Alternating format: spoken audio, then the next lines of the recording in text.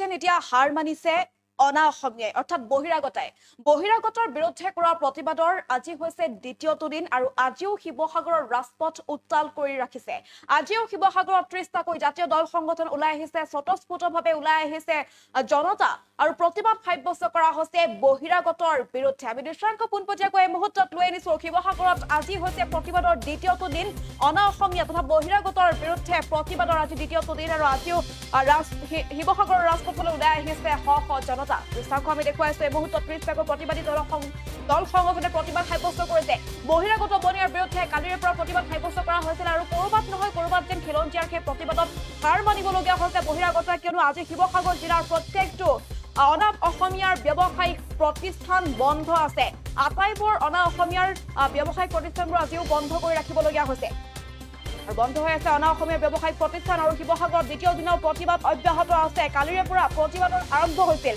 শিৱসাগৰত উপস্থিত হৈছে জিলাখনৰ অভিভাৱক মন্ত্ৰী ডক্টৰ ৰণোজ পেগু। ৩০টাকৈ প্ৰতিবাদী দল সংগঠনৰ সৈতে মিলিত হৈছে আলোচনাত। ৩০টাকৈ সংগঠনে নিৰ্ধাৰণ কৰা 10টাকৈ দাবী মানি লোৱা পৰ্যন্ত এই প্ৰতিবাদ অব্যাহত ৰাখিব বুলি হুংকাৰ প্ৰদান কৰিছে প্ৰতিবাদকাৰীসকলে। আমি পুনৰবাৰ জনাই আছো আজি দ্বিতীয়টো দিনতো উত্তপ্ত হৈ আছে শিৱসাগৰৰ ৰাজপথ। কালি শিৱসাগৰৰ শিৱদৌলৰ সমীপৰ পৰা আৰম্ভ হৈছিল প্ৰতিবাদী সমদল আৰু আজিও একেই পৰিস্থিতিয়ে বিৰাজ কৰিছে। ৩০টাকৈ জাতীয় দল সংগঠন ওলাই আহিছে, লগতে স্বতঃস্ফূৰ্তভাৱে ওলাই আহিছে বহিৰাগতৰ বিৰোধিতাৰে পুনৰ প্ৰতিবাদ সাব্যস্ত কৰা হৈছে। আজি দ্বিতীয়টো দিনতো সাধাৰণ জনতা ওলাই অহা দেখিবলৈ পোৱা গৈছে। শৃংখল চলিহাৰ ওপৰত যিহেতু গৌৰৱ চামানিয়ে এজাহাৰ দিছিল, সেই এজাহাৰো আলফাৰ ধমকৰ পাছত প্ৰত্যাহাৰ কৰিলে চমানিয়া আৰু তাৰ পাছতে পুনৰ সিং উপাধিৰ শংকৰ সিং নামৰ এজনেও শৃংখল চলিহাৰ বিৰুদ্ধে এজাহাৰ দাখিল কৰা দেখিবলৈ পোৱা গৈছে আৰু এই সন্দৰ্ভতো প্ৰতিক্ৰিয়া ব্যক্ত কৰিছে শৃংখল চলিহাই। কিন্তু যেতিয়া পৰ্যন্ত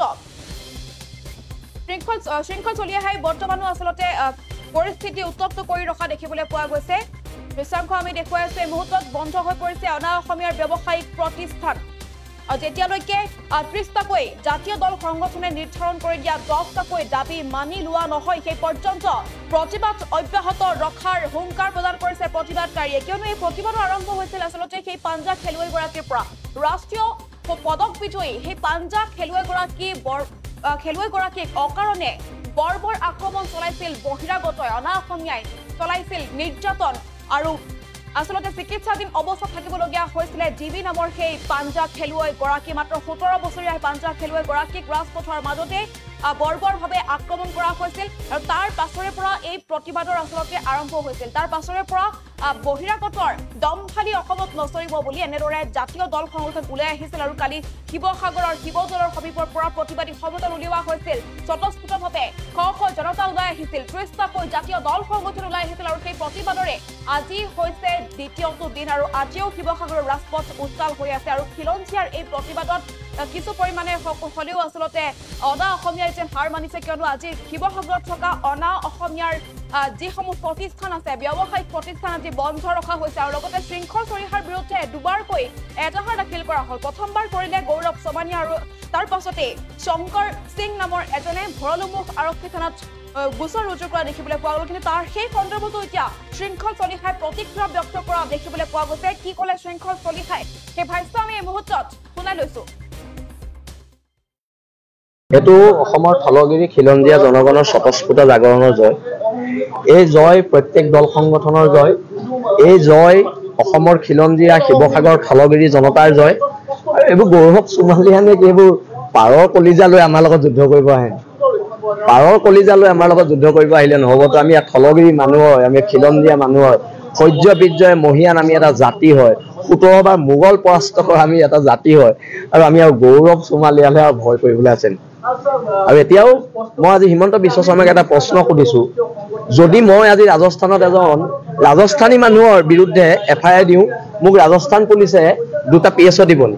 এতিয়া আমাক যে ভাবুকি দি থকা হৈছে, আমাৰ PSO কেইটা নাই যে। নিৰাপত্তা দায়িত্ব অকল মাৰোৱাৰীখিনিৰ, আমাৰ খিলঞ্জীয়া ভূমিপুত্ৰ মানুহৰ নিৰাপত্তা দায়িত্ব হিমন্ত বিশ্ব শৰ্মাই ল'বনে নলয় তাক লৈ প্ৰশ্ন আছে। অসমৰ গৃহ বিভাগে ল'বনে নলয় প্ৰশ্ন আছে। GP সিং ডাঙৰীয়াই আমাৰ নিৰাপত্তা দায়িত্ব ল'বনে নলয় তাক লৈ প্ৰশ্ন আছে।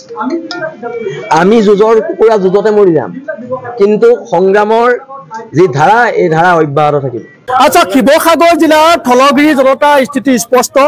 আমাৰ যি আচলতে 30 জনৰ জাতি জনগোষ্ঠীয় সংগঠনবিলাকে 10টাকৈ আচলতে প্ৰস্তাৱ গ্ৰহণ কৰা হৈছিল সেই প্ৰস্তাৱত আমি অলসৰ হৈ আছো আমাৰ কথা স্পষ্ট যে আপোনালোকে দেখিব যে শিৱসাগৰত যিমানবোৰ দোকান আছে দোকানবিলাকত যদি আপোনালোকে লক্ষ্য কৰে তাৰ হৰ্ডিংবিলাকত ডাঙৰ ডাঙৰ হৰপৰে আচলতে ইংৰাজীত তেওঁলোকে হৰ্ডিংবিলাক লিখি ৰাখিছে অসমীয়া ভাষাত যদি ক'ৰবাত আছে সৰুকৈ লিখিছে কিন্তু ইংৰাজীত ডাঙৰকৈ লিখা আছে কিন্তু সেইবিলাক কেতিয়াৰ পৰা নহ'ব আমি স্পষ্ট কৈ দিছোঁ যে এই হৰ্ডিংবিলাক যদি অনতি পলমে তাৰ পৰা আঁতৰাই নিদিয়ে তেতিয়াহ'লে আমাৰ ল'ৰাবিলাকে কিন্তু সেই হৰ্ডিং ভাঙি দিব তাৰ কলা ৰং সানি দিব তাৰপিছত কিন্তু আমাৰ দল সংগঠনক জগৰীয়া কৰিলে নহ'ব আৰু এটা কথা স্পষ্ট কৰি দিব খুজিছোঁ যে ভূমিৰ অধিকাৰটো আমাৰ খিলঞ্জীয়া মানুহক লাগিব আমি কৈছোঁ যে অনা অসমীয়া খিলঞ্জীয়া লোকসকলে খিলঞ্জীয়াৰ ভূমি অনা অসমীয়া হাতলৈ যাতে হস্তান্তৰিত নহয় তাৰ এক ব্যৱস্থা চৰকাৰখনে কৰিব লাগিব আমি কৈছোঁ যে 90% আমাৰ থলুৱা লোকে 90% লোকে বহিৰাগত ব্যৱসায়ী যি ব্যৱসায়িক প্ৰতিষ্ঠান আছে ব্যৱসায়িক প্ৰতিষ্ঠানবিলাকত নিযুক্তি স্থাপন কৰিব লাগিব গতিকে এই বিষয়বিলাক আছে